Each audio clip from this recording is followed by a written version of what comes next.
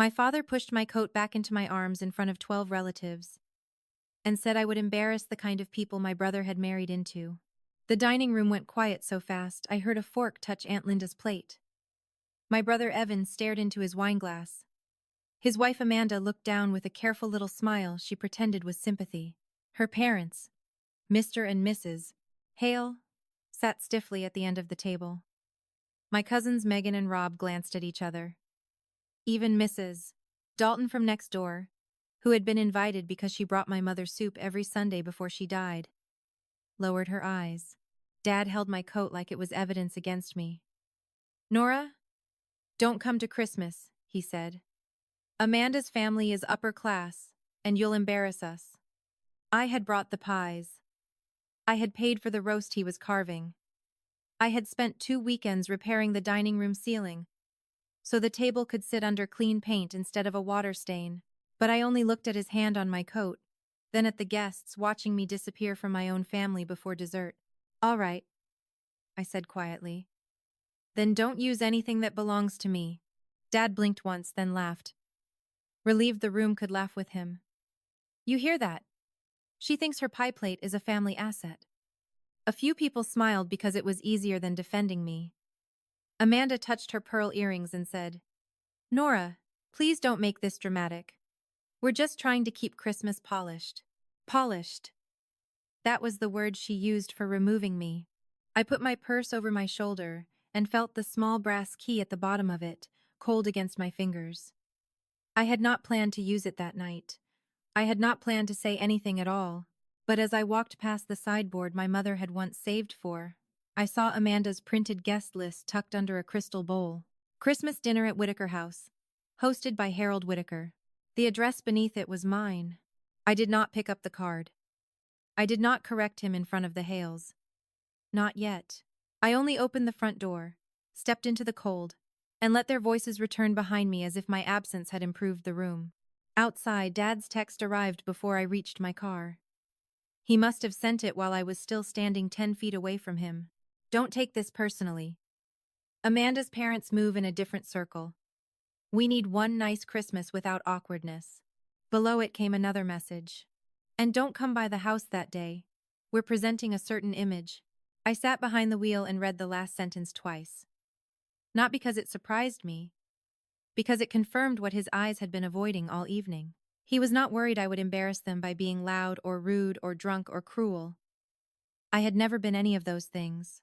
He was worried that if I stood inside that house, someone might ask why the woman in the clearance store black dress seemed more at home there than the man pretending to own it. 2 weeks before Christmas, I went to Dad's apartment with medication refills and insurance forms he said he did not understand.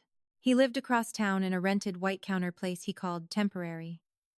When I walked in with dinner, Amanda was in the kitchen with her phone raised, filming the silver serving tray he wanted the Hales to see. The real tray was in my pantry. This was the imitation. Amanda turned when she saw me. "Oh, you're early." I said 6.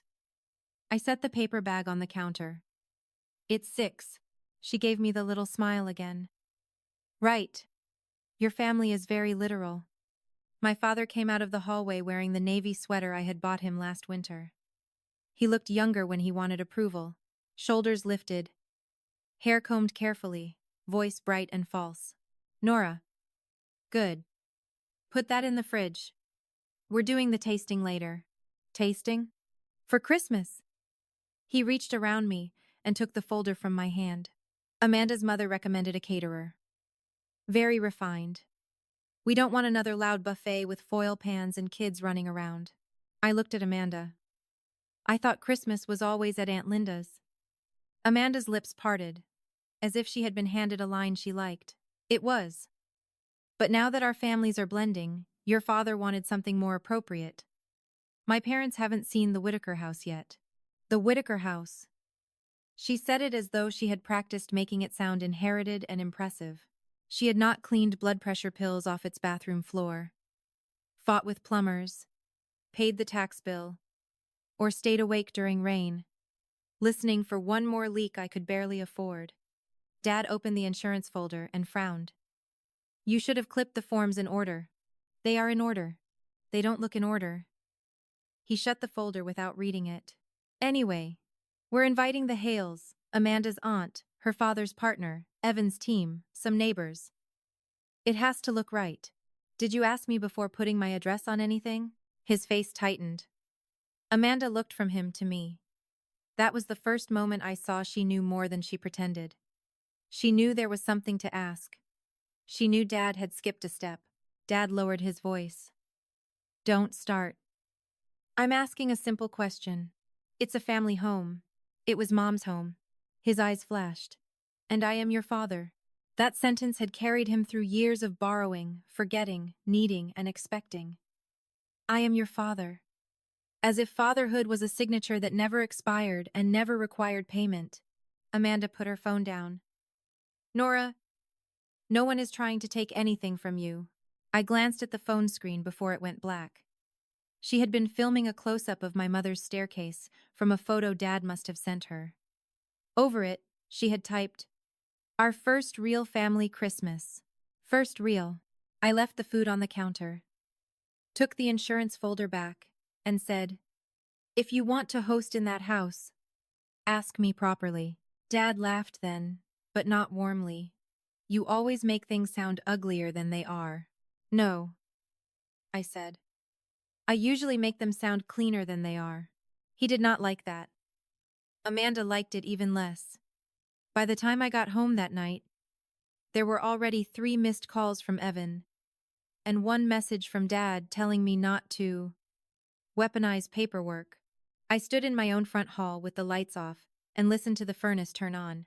Every room had a piece of my life inside it. The kitchen floor I sealed, the banister my mother gripped on her good days, the breakfast nook where I worked after midnight to cover the mortgage. It was not a mansion. It was a 1930s brick house with uneven windows and a stubborn front door. But it was mine in every way that cost something. 3 days later, Dad called as if nothing had happened. I need the door code for the caterer, he said. No. He paused. Excuse me? I said no. Nora, don't be childish.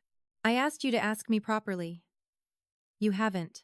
I shouldn't have to request permission to use my own family home. I stood at the kitchen sink rinsing a mug my mother used to love. It isn't your home, Dad. He inhaled through his nose. A sound I knew from childhood.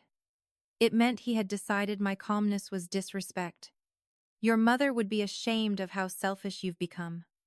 The mug almost slipped. I caught it with both hands. There it was. The name he reached for when money did not work. Mom. She would be ashamed, he continued. That you're making Christmas about ownership when Amanda's family is coming from out of town. These people have standards. They're not like us. Like me, you mean? I mean, they don't need to see every family problem. They'll see one if you keep using my address. He went silent long enough for me to hear traffic through his window. Then his voice dropped. You owe this family one dignified holiday. I looked at the ceiling patch I had finished above the stove. My shoulders felt tired, but my voice stayed even. I gave this family 8 years. After that call, the smear started. At first it was small. Aunt Linda texted. Sweetheart, your father says there's confusion about Christmas. Can you not fight him this year? Then Megan wrote, I heard you're upset because Amanda's parents are wealthy. That's not like you. Then Evan finally called and left a message that sounded rehearsed. Nora, I know you're sensitive about money, but this isn't about you. Dad just wants to make a good impression. Amanda's family has opened doors for us, and you being weird about the house puts everyone in an awkward spot. Be gracious for once. Be gracious for once. I saved the voicemail. Not because I needed it legally. Because sometimes a person needs to hear the exact moment love turns into strategy. The next day, Amanda posted a photo on social media of my front porch from last spring, the hydrangeas in bloom, the old brass mailbox polished. She captioned it, Can't wait to celebrate Christmas in the Whitaker family home. Some places are too beautiful not to share. People commented with hearts. Beautiful. So elegant. Your father-in-law has wonderful taste. My father replied under it. We try to keep traditions alive. I stared at that line longer than I should have. We. Traditions. Alive. When my mother was dying, tradition was me leaving work early for chemo, taping pill charts inside cabinets, arguing with insurance, replacing a broken water heater, and sleeping in the chair beside Mom's bed because she was afraid to be alone.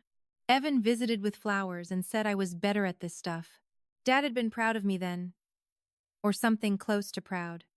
He would tell nurses, "Nora handles the details." He would say it like a compliment. Later I understood he meant it like a job assignment. After Mom died, the house nearly went with her. Dad had taken loans against it. Credit cards, medical balances, a refinanced mortgage he had not explained until a notice came in red letters. He cried at the kitchen table and said he could not lose the last place Mom had been alive. So I bought it. Not from greed. Not to punish him. To save it. The house was transferred into my name. I took over the payments. Dad moved to an apartment because he said the memories hurt too much.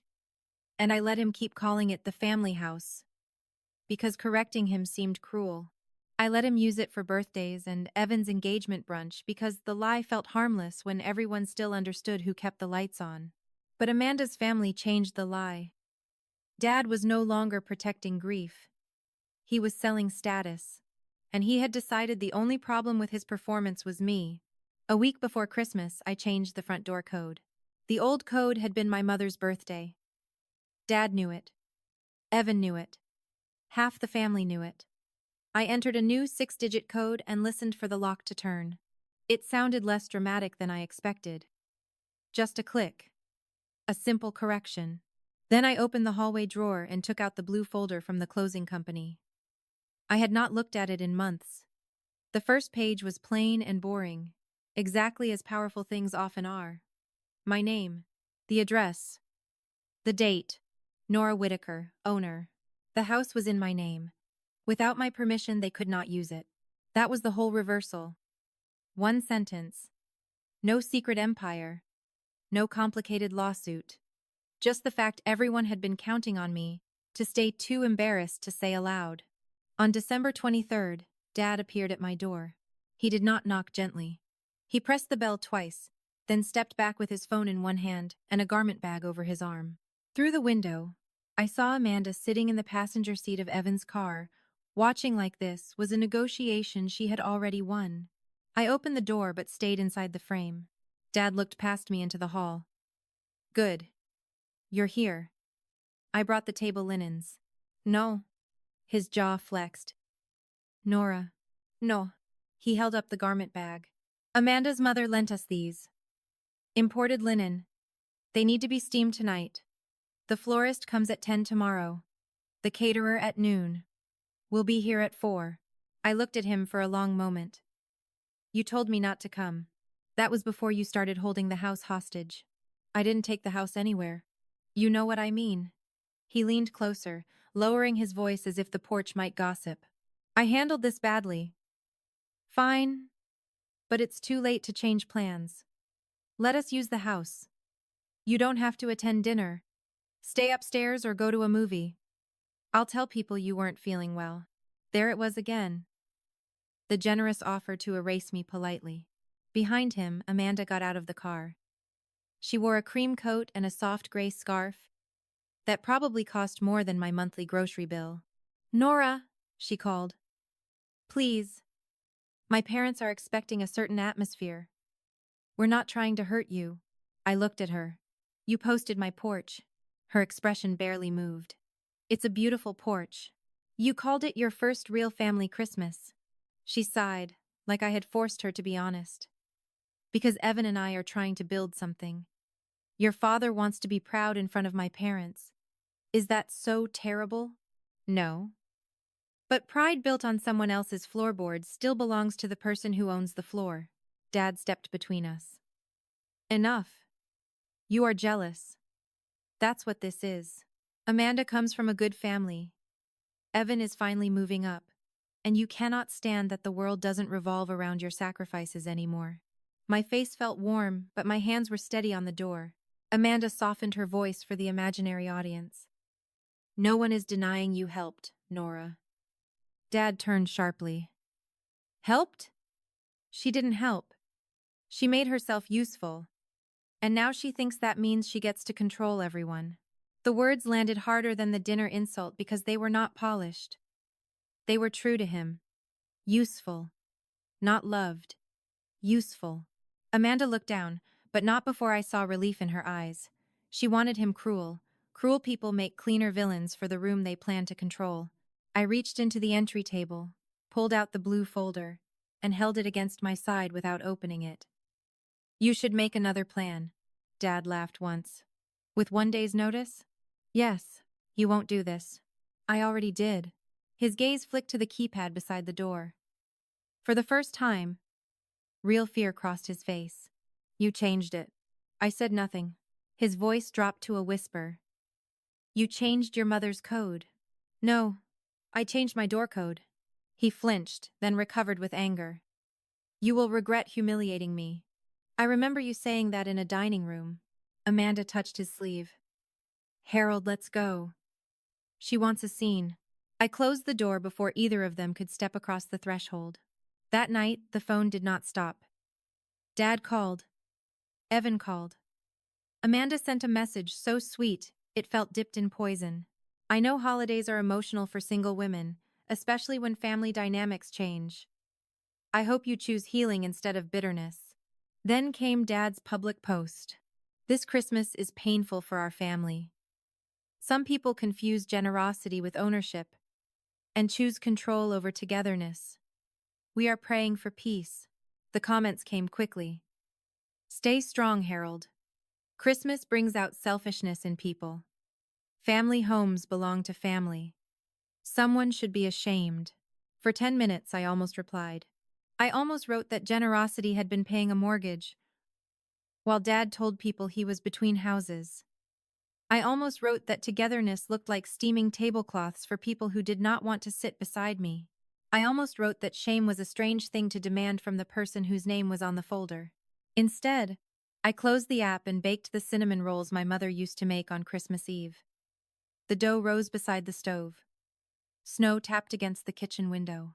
In the living room, the tree lights reflected in the glass cabinet, where Mom's teacup sat in a straight line.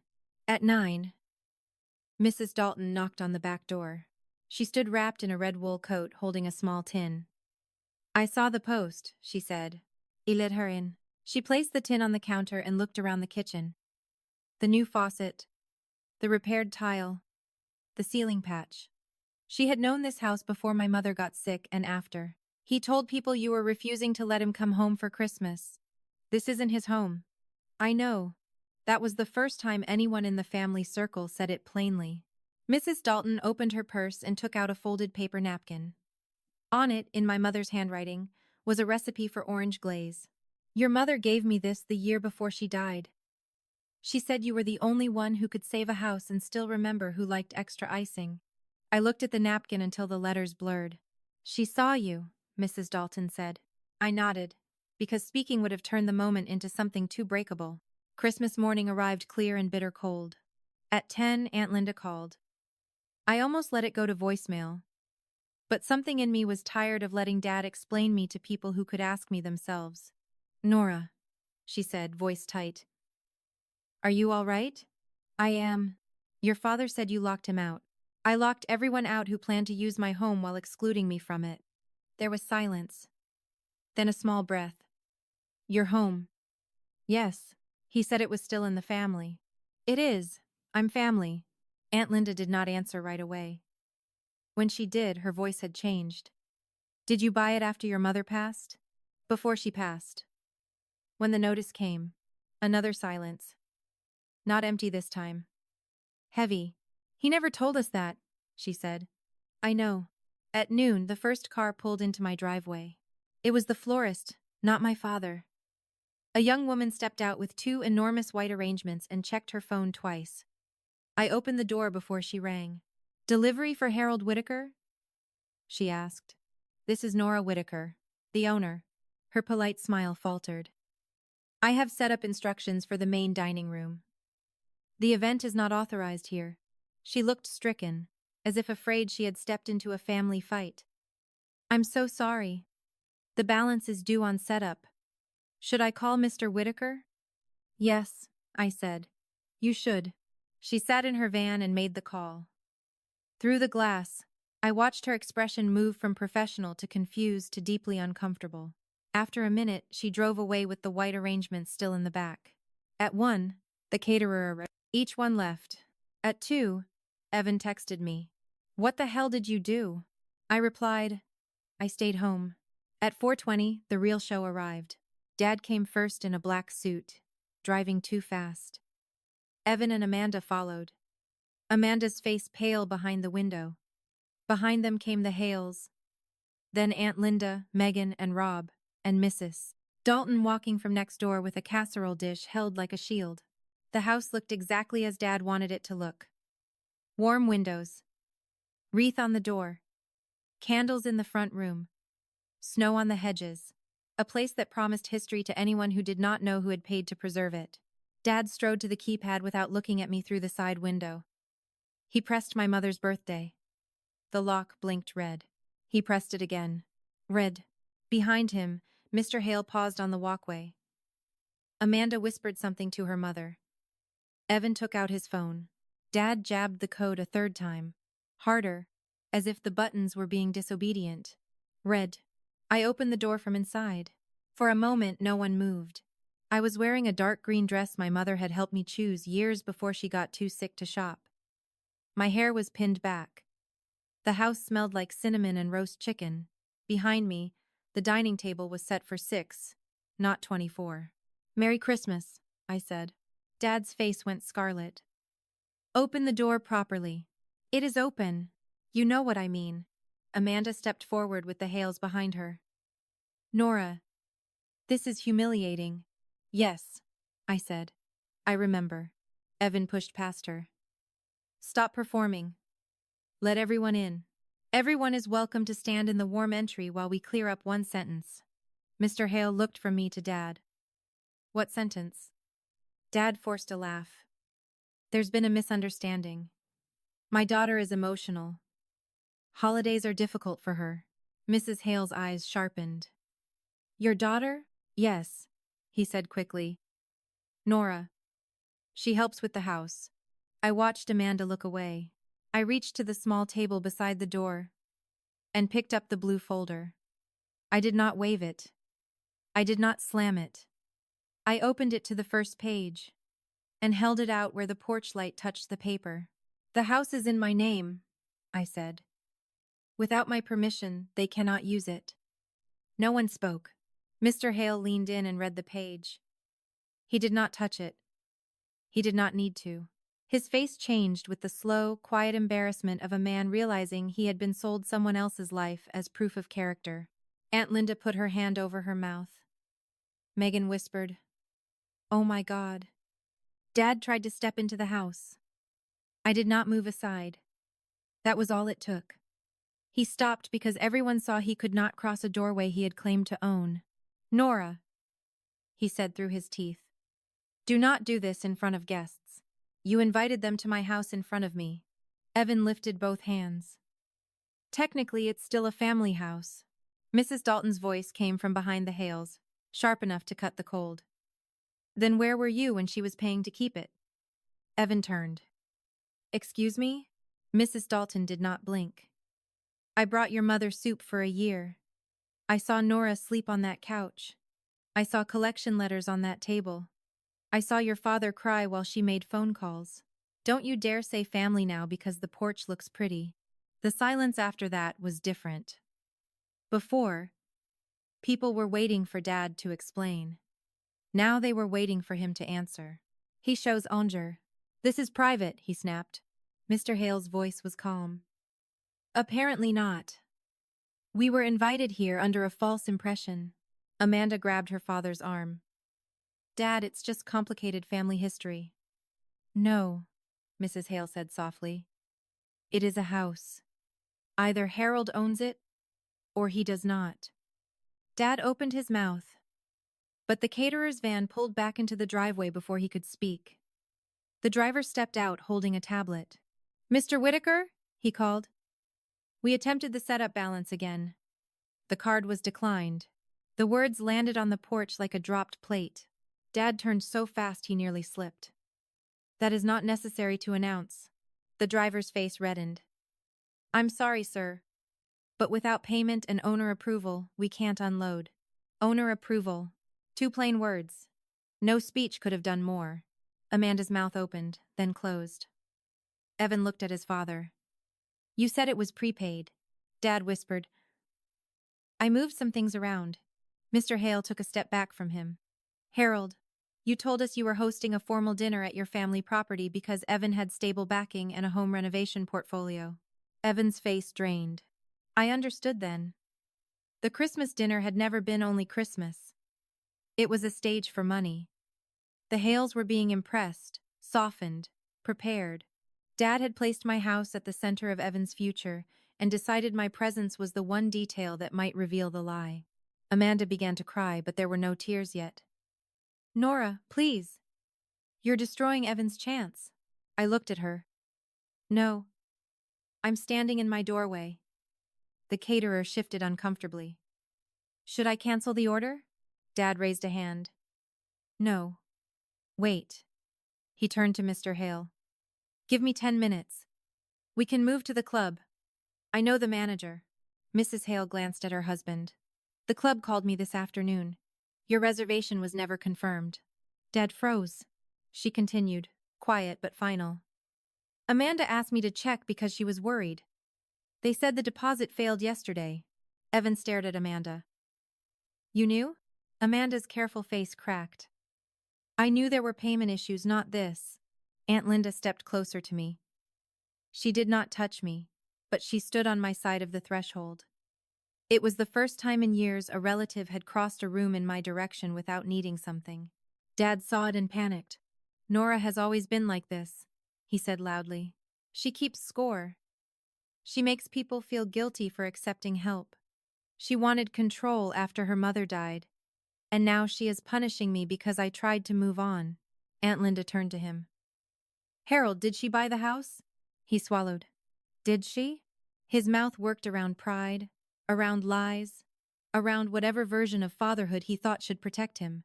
Finally, he said, she signed some papers.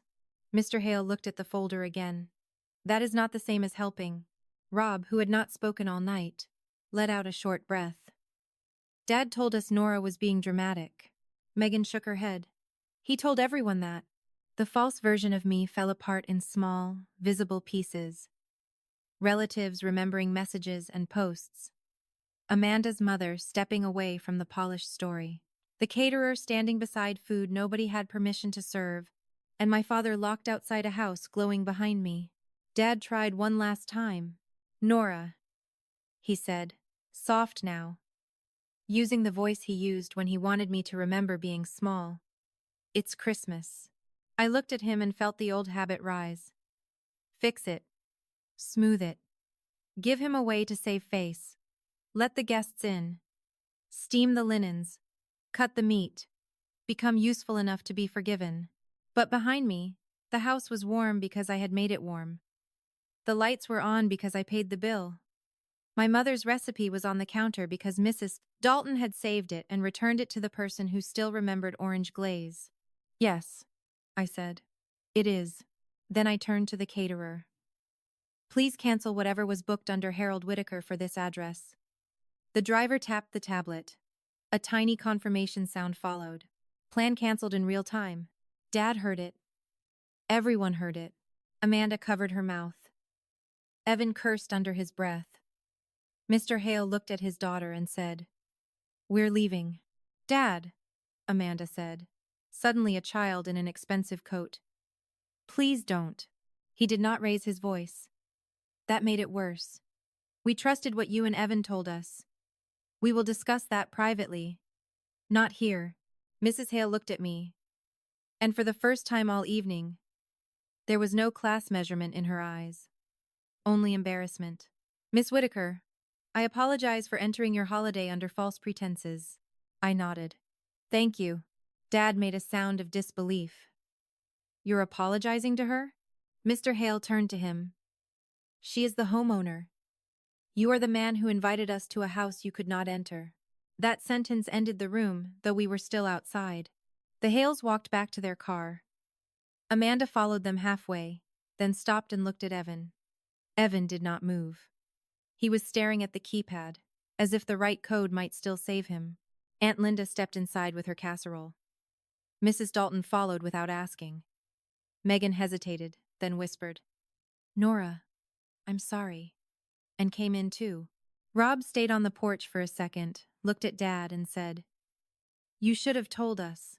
Dad's face hardened because apology would have required him to stand still inside the truth. "Fine," he said. "Enjoy your house." I did not answer. He waited for me to chase the sentence, to soften it, to prove that I still wanted his blessing more than my own peace. I closed the door gently. Inside, the house did not become triumphant. It became quiet. Aunt Linda set the casserole on the counter with both hands. "I didn't know," she said. "I know. I should have asked." I looked at her then. She was crying, but not loudly. Yes, that was all. It was enough. We ate at the table set for 6. Roast chicken, cinnamon rolls, Mrs. Dalton's green beans, Aunt Linda's casserole, and Megan's store-bought pie. Rob brought in firewood without being asked. Nobody sat in my mother's chair. Nobody made a speech. At one point, Aunt Linda looked up at the repaired ceiling. "You fixed that yourself?" "Yes."